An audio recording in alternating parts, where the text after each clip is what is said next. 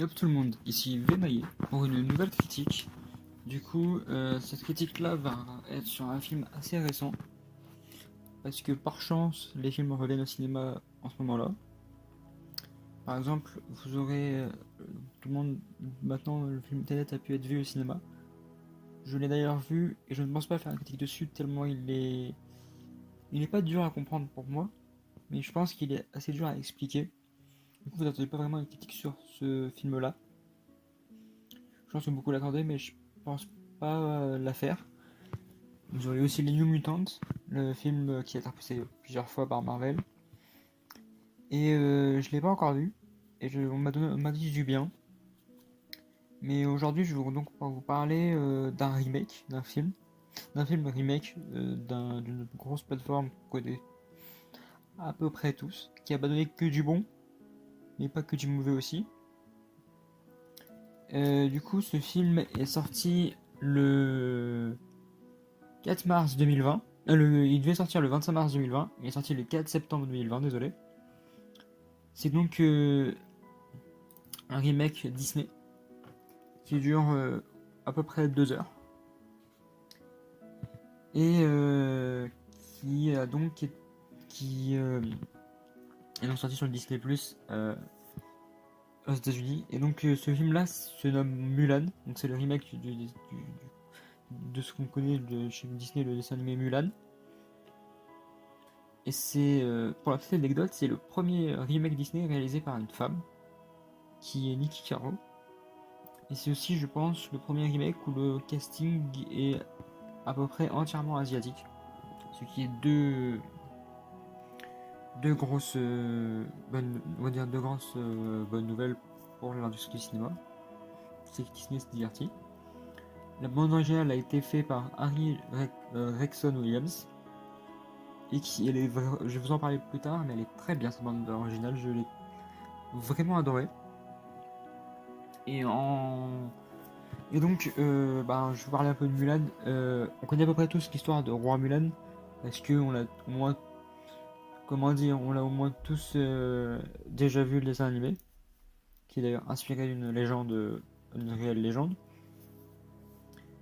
Et en fait, l'histoire arrive avec une sorte de sorcière qu'on appelle Xieleng, qui est Qianlong, qui est alliée avec Borican.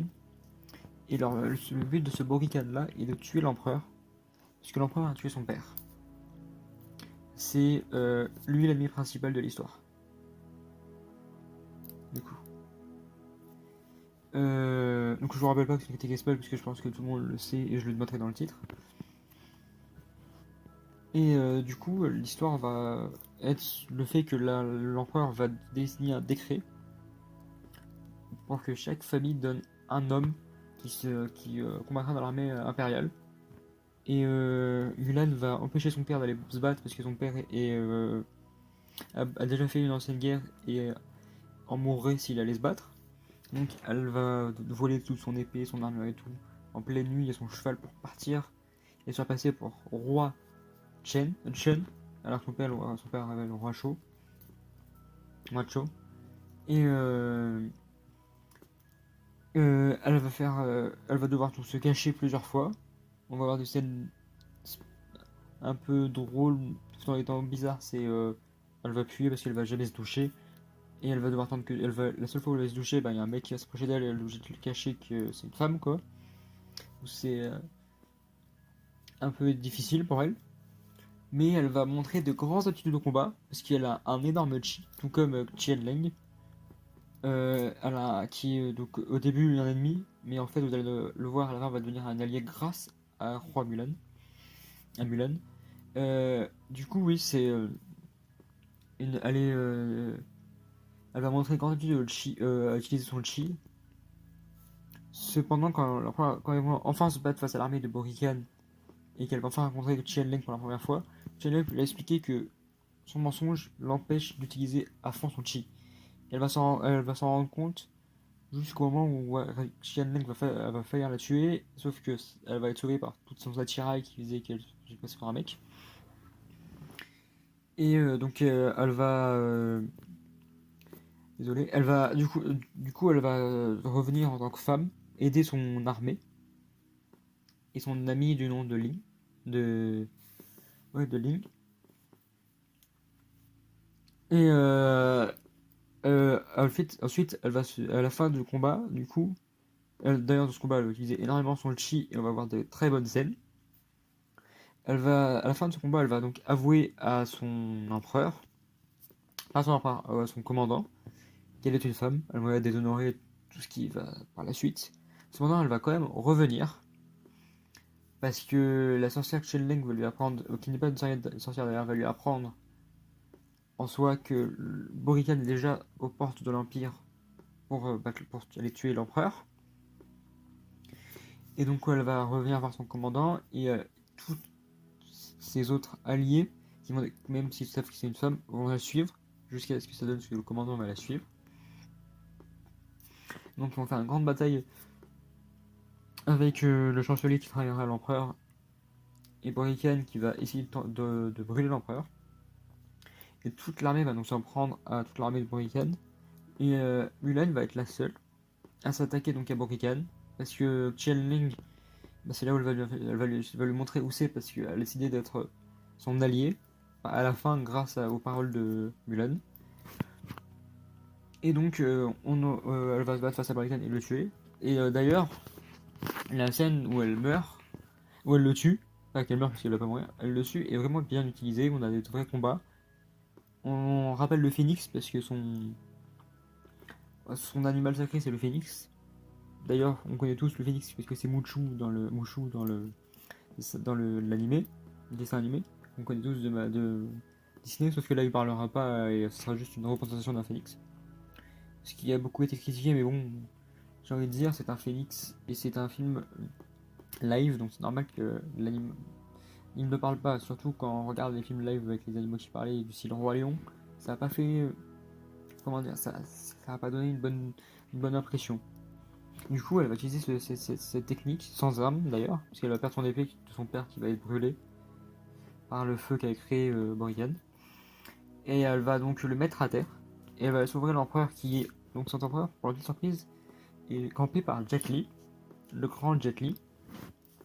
Et l'empereur va donc utiliser son chi aussi pour arrêter une flèche, alors qu'il était attaché, mais Mulan va vite le sauver, pour qu'il utilise une flèche, pour qu'il rattrape la flèche et qu'il la renvoie à Mulan, pour grâce à son chi et une sorte de retour acrobatique, elle tue Morrigan.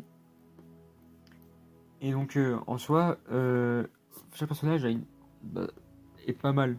Dans les héros, Mulan elle a une bonne évolution. Et franchement, c'est très bien. J'ai vraiment adoré ce film. C'est pas un film que j'étais prêt à voir, mais je suis très content de l'avoir connu, de l'avoir vu. Le commandeur va évoluer au niveau des mœurs. Il va comprendre qu'une femme peut être à l'armée et être forte. L'empereur avait déjà compris ça et il était bien. Jet Li le campe très bien, franchement. Après, Qianling, un peu comme elle, sauf qu'elle, grâce à son chi, elle peut se transformer en aigle. Et elle va beaucoup aider Borican jusqu'à ce qu'elle comprenne, grâce à Mulan, que ça sert à rien. Une fois qu'elle soit son allié et tout. Et c'est d'ailleurs ce fait-là qu'elle va jouer à son allié. Et elle va prendre une flèche de Borican à la place de Mulan pour sauver Mulan. Et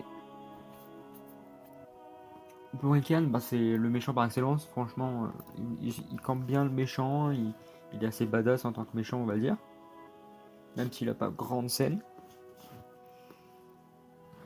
Tout ce que je peux dire, c'est que ouais, le père de Mulan aussi, en fait, il est important dans l'histoire parce que c'est lui qui va élever Mulan comme si c'était son fils.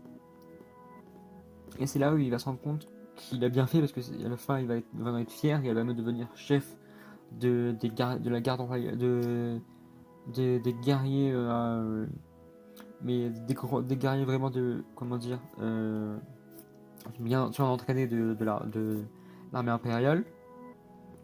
Et ça donne du coup, franchement, une très bonne histoire, un très bon live action fait par Disney.